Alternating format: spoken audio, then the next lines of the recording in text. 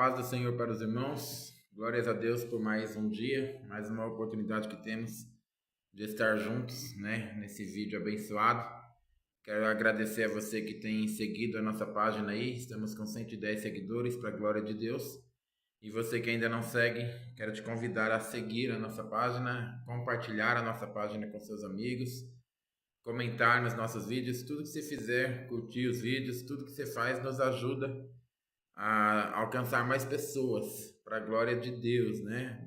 Então, toda ajuda que você puder me dar aí também é bem-vinda para a glória do Senhor. Nós hoje vamos meditar um pouquinho na palavra de Deus aqui, ainda no livro de Tiago, mas nós vamos usar Tiago e também vamos falar sobre outras passagens bíblicas, né? Fazer um estudo aí sobre a verdadeira religião, né? Tiago, ele é bem taxativo quando ele fala o que é religião, né? E a gente vai conversar um pouquinho sobre isso.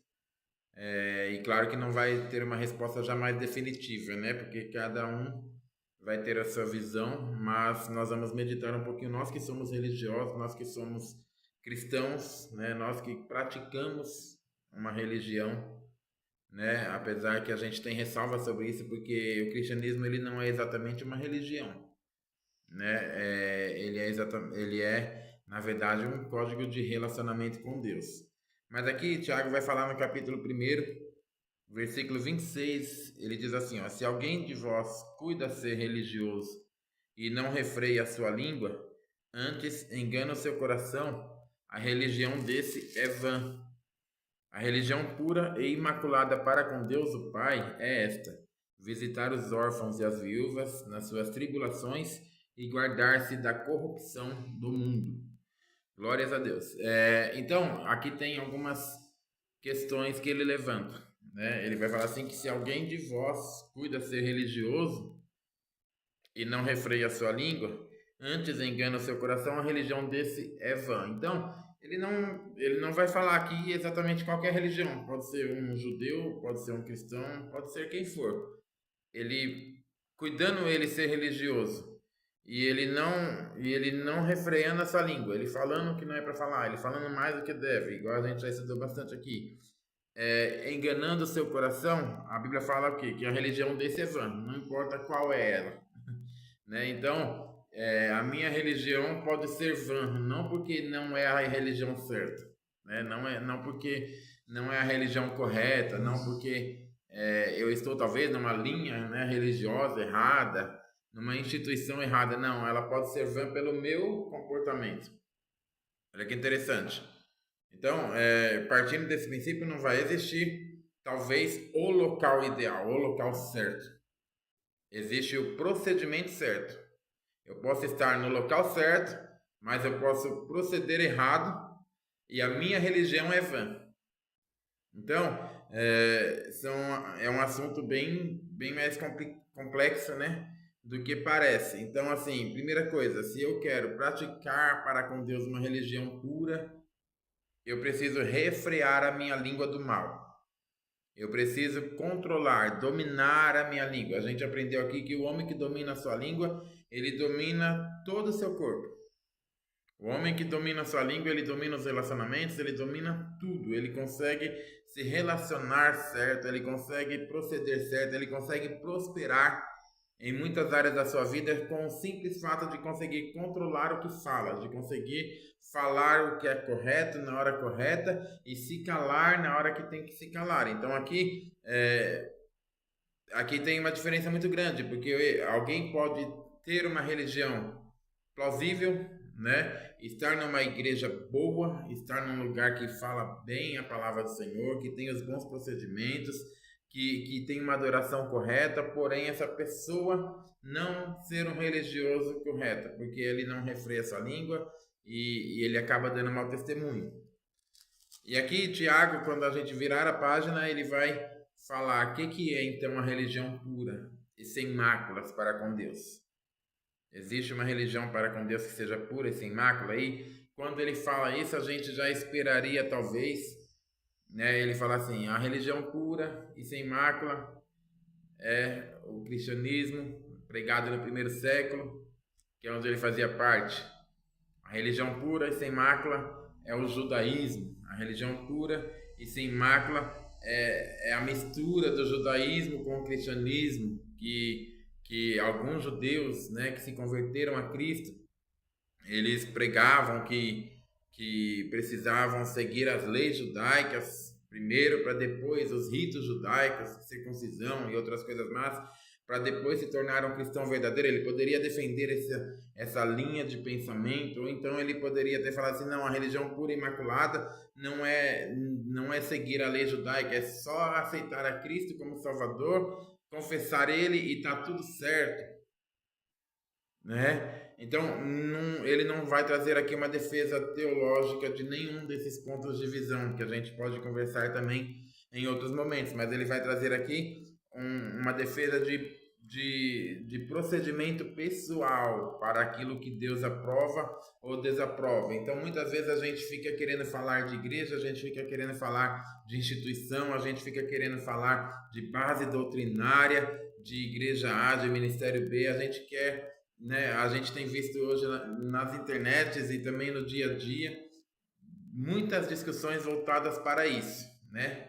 E Deus, ele nos chama para refletir na nossa vida. Será que a gente, com aquilo que a gente aprendeu, né? O pastor César Cavalcante, ele fala uma coisa interessante. Cada um que entra numa igreja, ele entra por causa de Cristo. E ele não quer saber se lá ele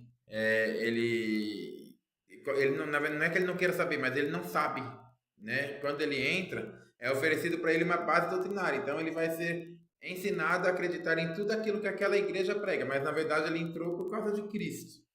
Ele entrou por causa de Jesus.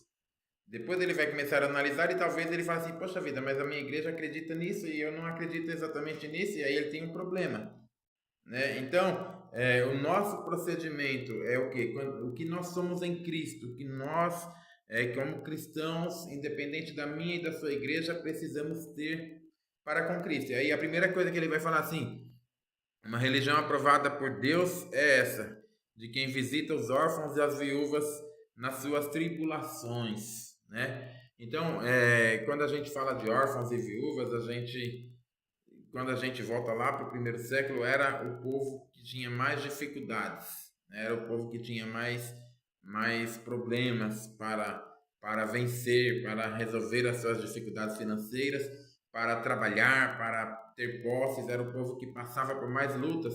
E aqui Tiago está falando assim, ó, não é bom que o cristão, não é bom que o homem religioso, ele olhe para essas pessoas e ele não se compadeça. Ele vive uma vida de conquistas, ele vive uma vida sempre bênção, sempre alegria, sempre vitória, mas só pensando nele. Não é bom que ele se entregue ao egoísmo de buscar tudo de bom para ele sem pensar no próximo. Não que a gente não busque o que é bom para nós, porém, aquilo que Deus me deu, aquilo que Deus te deu, deve ser servido ao próximo. E aí não é só questão financeira, não, é questão de conhecimento, é questão de paz no coração. Se a pessoa está desesperada, sem força, sem ânimo, sem vigor, e eu tenho uma palavra de paz, a minha obrigação é levar essa palavra para ela. Mas muitas vezes só querem levar palavras em grandes congressos, em grandes eventos, né? Ele não está com aquele que sofre, ele não está com aquele que chora, ele não se incomoda, ele não perde o tempo dele com o que chora. Também na questão financeira, muitas vezes é bom a gente conquistar, é bom a gente aprender, porém, jamais em cima do mal do outro, jamais em cima de prejudicar o outro, mas sempre todos os nossos ganhos eles devem ser com justiça, todas as nossas posses elas devem ser com justiças, e também as nossas posses elas devem auxiliar aquele que por algum motivo, no caso aqui tinha o órfão e a viúva que tinha dificuldade, mas talvez um enfermo, talvez alguém que não tenha um conhecimento, talvez alguém que já tem uma idade difícil de correr atrás, né, de uma situação, ou talvez alguém que caiu numa situação ali que ele não previa. E o cristão, ele tem, o servo verdadeiro de Deus, ele tem a obrigação moral de socorrer e não pensar só nele. Ele tem que estar atento, o tempo todo atento, né, com as anteninhas ligadas para poder fazer a obra de Deus. E isso aqui são boas obras, né? As boas obras não é o que trazem a salvação, mas é o que demonstra que eu ou você está salvo ou não.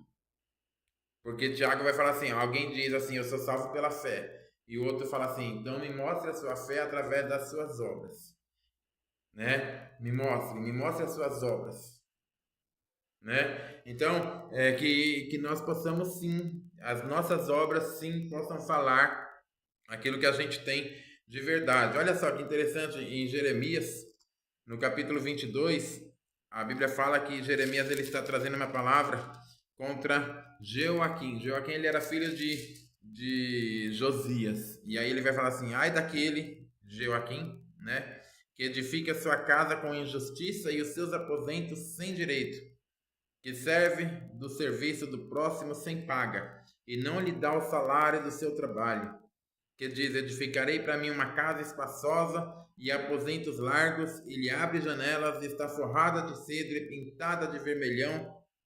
Reinarás tu só porque te encerras em cedro? Então, ele não está criticando aqui o fato de ele ter uma casa forrada com vermelhão. Hoje em dia ninguém usa mais vermelhão.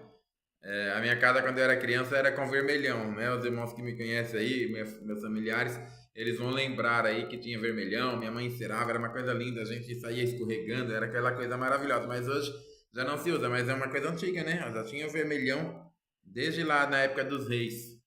E aqui está falando assim, ó, ele edificou, só que olha só, ele edificou com injustiça, para começar, ele edificou sem justiça, ele edificou com dinheiro injusto, com fontes que não eram boas.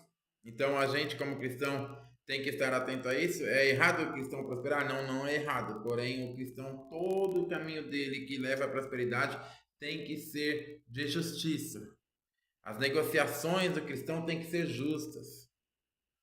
Nunca jamais se aproveitando da situação vulnerável de alguém para fazer bem para nós. É por isso que muitas vezes a Bíblia parece, né, que ela não gosta dos ricos. Não, mas Deus não tem problema nenhum com quem tem riquezas, com quem tem bens. O problema é que na história da humanidade a gente sabe que muitas pessoas enriqueceram à custa da injustiça. E aqui é isso que ele está falando assim, ó.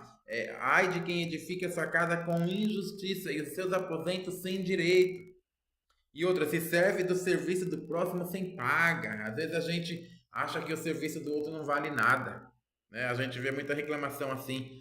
Ah, mas tantos por um bolo. E aí a pessoa boleira, ela coloca lá, não é só pelo bolo, né? Tem isso, tem o gás, tem aquilo outro. Ah, tanto por uma pintura. Não, mas não é só uma pintura. Ah, mas tanto por isso, tanto por um servicinho de pedreiro. Sim, não é qualquer um que faz.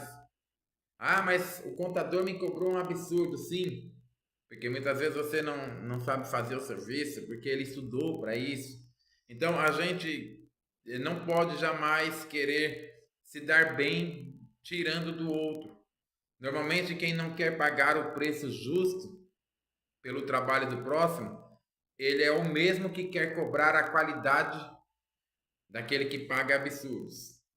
Às vezes a gente é bom para tirar o valor do trabalho do outro, mas na hora que o outro faz o trabalho de acordo com o que ele recebeu, a gente acha ruim, que a gente tem todos os direitos. Então, olha só o procedimento do cristão aí em todos os momentos. Então, se é para pagar, pague o que é correto. Se é para contratar, pague o que foi cobrado. Se não pode pagar, não desvalorize o trabalho do outro.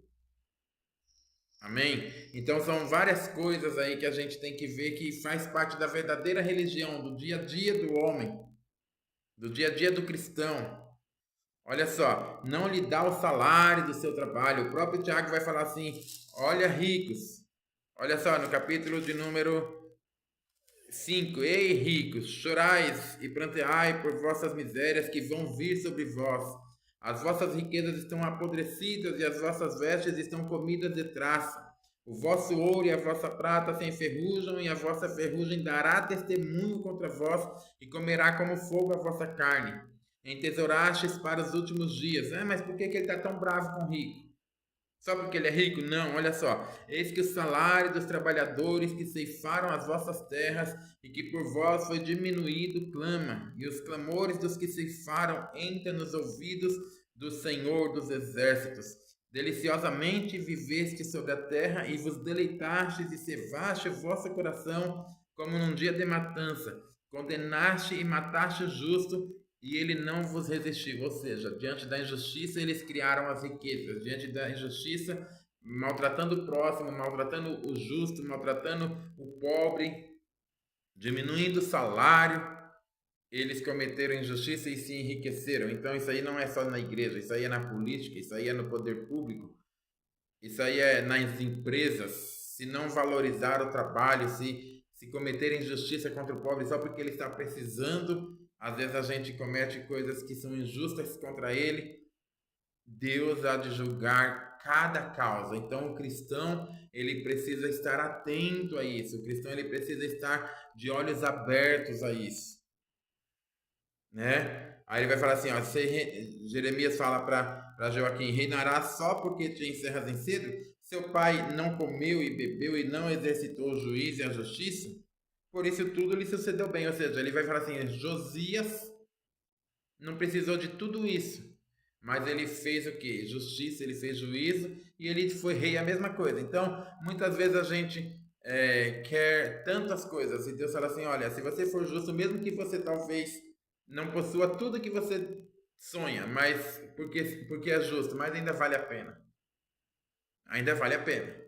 Vale a pena ser justo, mesmo que isso me prive de alguma coisa. Josias, ele não teve a mesma coisa que o seu filho, porém ele foi justo e Deus aprovou o trabalho dele. Enquanto seu filho estava fazendo injustiça, iria ser punido por Deus. Até estava vivendo melhor, até estava numa casa melhor. Porém, por causa da injustiça das suas mãos, Deus iria puni-lo. Então a verdadeira religião é essa, que nós o quê? Que nós olhemos para o próximo, que nós tenhamos compaixão do próximo. Olha o que Jesus fala aqui, bem conhecido, Mateus capítulo 25, ele vai falar assim, olha só, quando o Filho do Homem, versículo de número 31, vier na sua glória e todos os seus santos anjos com ele, então se assentará no trono da sua glória, reunirá todas as nações diante dele e vai separar uns dos outros como o pastor separa os bodes das ovelhas, e as suas ovelhas à direita e os bodes à esquerda.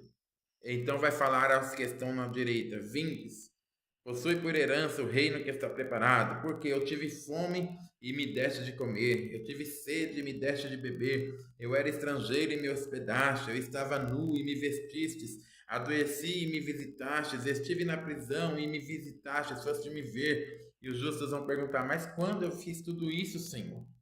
Né? E aqui eles vão repetir todas as afirmações de Jesus, e no 40 Jesus vai falar para eles assim, quando fizeste a um dos meus pequeninos, a mim os fizestes. E quando ele pegar o ímpio que está à esquerda, ele vai falar a mesma coisa. Quando eu estava enfermo, não visitastes. Quando eu estava com fome, não me deste de comer. Mas quando eu não fiz isso, Senhor? Ele vai falar assim, quando você não fez a um pequenino, você não fez a mim. Então, irmãos, toda vez que nós socorrer alguém, toda vez que a gente se compadecer do próximo, toda vez que a gente se desapegar de nós um pouco e viver também pensando no bem do próximo, pensando no bem do outro. Eu não estou pregando aqui para fingir que a gente é bonzinho, não, ninguém é bom, mas a gente precisa praticar atos de bondade. A gente precisa, isso é vital, isso é vital. Não é que isso vai salvar, mas aqui dá uma indicação o quê? De que todos que foram salvos faziam. E todos que estavam perdidos não faziam. Então, sempre que a gente passar a ter uma vida voltada para nós mesmos, de egoísmo, a gente vai se afastar do propósito de Deus. Alguém vai clamar e a gente não vai ouvir, e a gente vai parecer aquele sacerdote ou aquele levita que passou e deixou o homem caído e não socorreu porque a gente estava muito ocupado com a nossa própria vida. Estava muito preocupado conosco mesmo, com as nossas conquistas, com a nossa posição, com tudo, menos em fazer a obra de Deus, porque fazer a obra de Deus, ela é isso, é socorrer, é ajudar, é olhar para outros, não só para nós. Quanto menos a gente pensa nos nossos problemas, menos eles vão nos incomodar. Quanto mais você pensar nos seus próprios problemas e você pensar em você, mais problema você vai parecer ter. Você sabia que alguns especialistas já disseram que uma das formas de você vencer a depressão é você passar a pensar mais no outro do que em você? É claro que nós sabemos que também isso tem adoecido muita gente, porque as pessoas muitas vezes elas relaxam com ela porque na verdade ela não se ama, porque na verdade ela tem um problema. E aí ela tendo um problema, ela pensa assim, eu vou ajudar o outro para não pensar no meu. Não, Deus ele nos chama para nós cuidar de nós, cuidar da nossa vida, da nossa saúde espiritual, da nossa saúde física, da nossa saúde financeira, mas servir ao próximo. Para eu servir, eu tenho que ter o que servir. Para eu dar, eu tenho que ter o que dar. Então, tem que ter um controle, um equilíbrio aí nessa situação, nessas questões. Amém? E para nós terminarmos aqui, partirmos para o final, além dessa visita aos órfãos e às viúvas, desse cuidado com o necessitado também, a Bíblia fala o quê? Outra questão da pura religião, da religião pura e imaculada é o quê? Guardar-se da corrupção do mundo. Então a gente precisa se guardar do que o mundo tem para oferecer. Olha que interessante. João, na sua carta aqui, 1 João, vamos achar aqui 1 João, ele vai falar o seguinte, olha só, 1 João, capítulo de número 2, versículo 15, ele vai falar assim: não ameis o mundo e nem o que no mundo há, porque quem ama o mundo, o amor do Pai não está nele. Porque tudo que tem no mundo, aí ele vai falar as 3 coisas que tem no mundo. Primeira, a concupiscência da carne. Segundo, a concupiscência dos olhos. Terceiro, a soberba da vida. É isso que o mundo tem para oferecer. Não é do Pai, mas é de Deus. Não é do Pai, mas é do mundo. Concupiscência dos olhos, concupiscência da carne e soberba da vida não vem de Deus, vem do mundo. E aqui Tiago fala assim, ó, a verdadeira religião é socorrer o próximo, ajudar o próximo, estar atento ao próximo, auxiliar o próximo nas suas dificuldades e se guardar da corrupção do mundo. Olha que interessante, quando João fala sobre a concupiscência da carne, a concupiscência dos olhos e a soberba da vida, o que é isso? Quando a gente vai lá em Gênesis, olha só, no Gênesis capítulo 3, versículo 6, a Bíblia vai falar assim que Eva, ela experimentou essas 3 concupiscências e por isso ela caiu no pecado. Ela foi engodada. A Bíblia fala o quê? Que nós pecamos quando engodados pela nossa própria concupiscência. O que é concupiscência? É o pecado dentro do coração, antes dele se materializar. Isso é a concupiscência. Se o meu coração for puro, todas as minhas obras serão puras. Agora, se o meu coração for mau, tudo isso vai sair. O que Eva sentiu antes dela decidir pegar aquele fruto e comer? Olha só. Primeiro, ela viu que a árvore era boa para se comer, tinha um gosto bom, fazia bem para a carne, para o paladar. Segundo, ela viu que era agradável aos olhos, aquilo que ela olhava, ela achava bonito. Então nós temos que nos guardar disso, de querer sempre satisfazer a nossa carne, sempre trazer só coisas agradáveis. Por quê? Porque a gente sabe que também que servir a Deus, a Bíblia fala assim que todo aquele que deseja servir a Deus passará por tribulação e por sofrimento, todos. Então, se eu quiser só o que é bom para minha carne, não dá para servir a Deus. Eu tenho que estar pronto para o sofrimento. Isso é bíblico, não tem como correr disso. E outra coisa, nem tudo aquilo que meus olhos veem como bom é bom. Pode me trazer mal. Muitas coisas podem me fazer mal. Os meus olhos veem como bom, só que pode me fazer mal. E ela viu aquele fruto, ela achou lindo, bonito. Só que ele fez o mal para ela. E outra coisa, era a árvore desejável, versículo 6 do capítulo 3 de Gênesis. Era a árvore desejável para dar entendimento, ou seja, a gente corre atrás da soberba. Quer conhecer muito, quer possuir muito, quer ter poder sobre o próximo.